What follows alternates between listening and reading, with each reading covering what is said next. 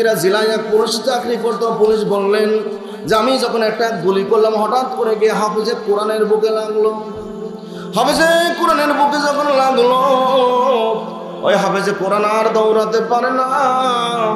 হাফেজে কোরআন ওখানে ঢলে পড়লো আর মালিককে ডাকতে বলে, মালিক রে, এই জন্য আমাকে গুলি করে নাই, ও জন্য পবিত্র কোরআনের উপরে গুলি করছে। কথা বলেন ঠিক না বেঠি?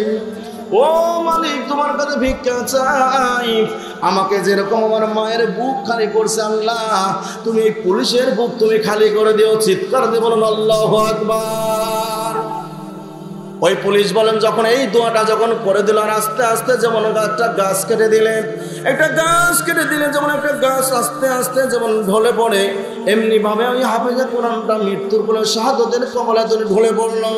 ও মুমিন মুসলমান যখন ঢলে পড়ল, ওই পুলিশ বললেন আমার আর ঘুম হয় না, আমি চলে গেলাম ওখান থেকে শাপলা চত্বর থেকে আমি বাসায় চলে গেলাম।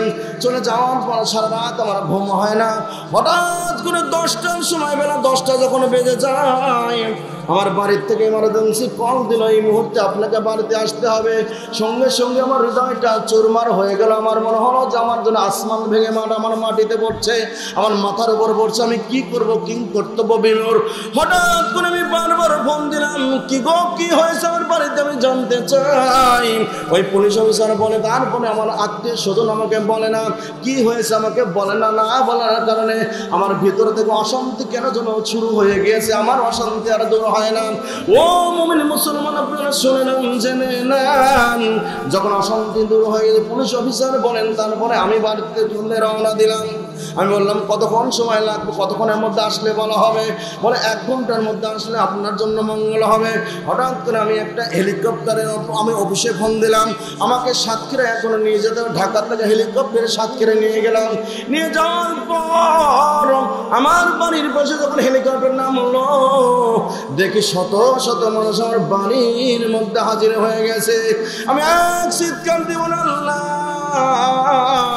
এই মানুষ যতই আমাকে বুঝ দেয়, ওই হাফেজে কোরআনের দোয়াটা আল্লাহ কবুল করে নিয়েছে। চিৎকার দেব না, আল্লাহু আকবার। হাফেজে কোরআনের দোয়াটা কখনো মিস যেতে পারে না। এই হাফেজে কোরআনের দোয়াটা কবুল হয়ে গেছে। নাহনু নাজ্জালনা যিকরা ইন্নাল্লাহু লাহাফিজুন। আমার আল্লাহ তাআলা ডাক দেন, এই দুনিয়ার মানুষ, এই কোরআনটা আমি নাজিল করেছি। নাহনু নাজ্জালনা যিকরা, এই জিকিরটা কোরআনটা আমি নাজিল করেছি। ইন্নাল্লাহু লাহাফিজুন, এর একমাত্র হিফাজত করার দায়িত্ব আমার আল্লাহর। চিৎকার দেবেন মারহাবা।